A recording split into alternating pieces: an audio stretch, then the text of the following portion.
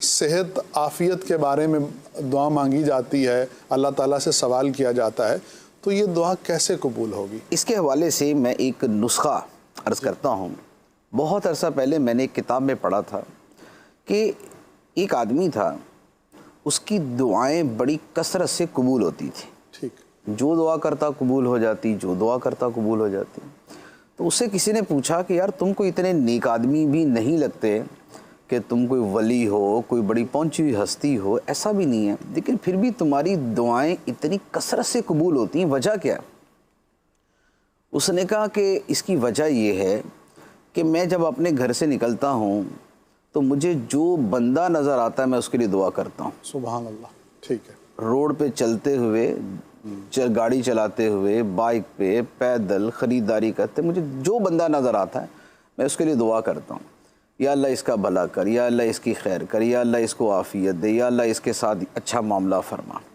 تو میں چونکہ کثرت کے ساتھ دوسروں کے لیے دعا کرتا ہوں، اس لیے اللہ تعالیٰ میری دعائیں قبول فرماتا ہے۔ بہت خوب مفتی صاحب، ماشاء تو یہ ایک بڑا پیارا نسخہ ہے دعا کی قبولیت کا، کہ دعا کی کثرت کی جائے اور دوسروں کے لیے دعا کی کثرت کی جائے۔ تو اب جیسے گھر سے نکلیں، اب وہ ٹھیلے والا ہے، وہ دکاندار ہے، وہ صفائی والا ہے، وہ رزق کی تلاش میں نکلنے والا ہے، اب سب کے لیے دعا کرتے جائیں، یا اللہ یہ جو رزق کمانے کے لیے نکلا ہے اس کو رزق حلال عطا فرما، جس کا روزگار چل رہا ہے یا اللہ اس کے رزق میں برکت عطا فرما، کوئی پریشان نظر آتا ہے کہ یا اللہ اس کی پریشانی دور کر دے، کوئی مریض سا نظر آیا تو کہ یا اللہ اس کو شفا عطا فرما دے، ہاسپٹل کے سامنے سے یا لیب کے سامنے سے گزرے تو یا اللہ جہاں یہاں جو مریض ہیں ان کو شفا عطا فرما۔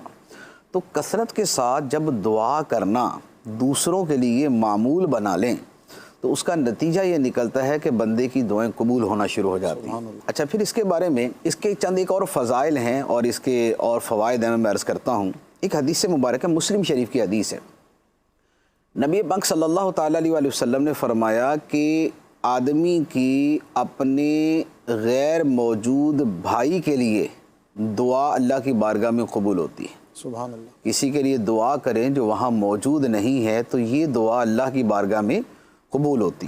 کیا مطلب ہوا کہ مثال کے طور پہ میں اپنے کمرے میں ہوں، آپ اپنے گھر میں ہیں، میں آپ کے لیے دعا کرتا ہوں، ٹھیک، تو یہ دعا آپ کے حق میں قبول ہوگی۔ سبحان اللہ۔ یہ دعا آپ کے حق میں قبول ہوگی کیونکہ میں نے آپ کی غیر موجودگی میں یہ دعا کی۔ اچھا، اب یہ تو آپ کے حق میں قبول ہوگی نا، تو میرا کیا بنا؟ جی، میں تو ویسے کا ویسے ہی رہ گیا۔ اب اس کے اوپر حدیث مبارک سنیے۔ نبی پاک صلی اللہ تعالیٰ علیہ وسلم نے فرمایا کہ جب کوئی بندہ اپنے بھائی کے لیے اس کی غیر موجودگی میں دعا کرتا ہے تو ایک فرشتہ اس دعا کرنے والے کے سر کے قریب کھڑا ہوتا ہے، سبحان اللہ، سبحان اللہ۔ وہ اس کی دعا پہ آمین کہتا ہے، اللہ، ٹھیک، وہ اس کی دعا پہ آمین کہتا ہے اور ساتھ میں یہ کہتا ہے کہ تیرے لیے بھی ایسی ہی خوشخبری ہو۔ سبحان اللہ، سبحان اللہ، کیا خوب۔ تو گویا ہوا یہ کہ میں نے آپ کے لیے دعا کی تو فرشتے نے میرے لیے دعا کی، سبحان اللہ، سبحان اللہ، آپ کے حق میں میری دعا قبول، میرے حق میں فرشتے کی دعا قبول۔ بہت خوب۔ ٹھیک ہے۔ اچھا، پھر ایک اور حدیث مبارک ہے اسی کے اوپر، نبی پاک صلی اللہ تعالیٰ علیہ وسلم نے فرمایا کہ جب بندہ یوں دعا کرتا ہے نا اپنے بھائی کے لیے تو اللہ تعالیٰ اس بندے سے فرماتا ہے کہ شروع میں تم سے کروں گا، اللہ، اللہ، تم نے دعا اس کے لیے کی ہے لیکن شروع میں تم سے کروں گا، سبحان اللہ، جو سبحان تم نے اس کے لیے مانگا پہلے تجھے عطا کروں گا پھر اس کو عطا کروں گا۔ اللہ، اللہ، اللہ۔ تو اب آپ دیکھیں کہ یہ کس قدر خوبصورت اور زبردست قبولیت کا عمل ہے سبحان کہ ہم اپنی دعاؤں میں دوسروں کو شریک کر لیں اور دوسروں کے لیے دعا کرنا شروع کر دیں۔ سبحان اللہ۔ تو جو چیز آپ کو چاہیے نا آپ دوسرے کے لیے مانگنا شروع کر دیں، فرشتہ کہے گا یا اللہ اس کو پہلے دے، سبحان اللہ، اور اللہ تعالیٰ فرمائے گا کہ آپ بندے شروع تجھ سے کروں گا۔ سبحان اللہ۔ تو یہ ایک دعا کا بڑا خوبصورت طریقہ ہے، اس کو اختیار کرنا چاہیے۔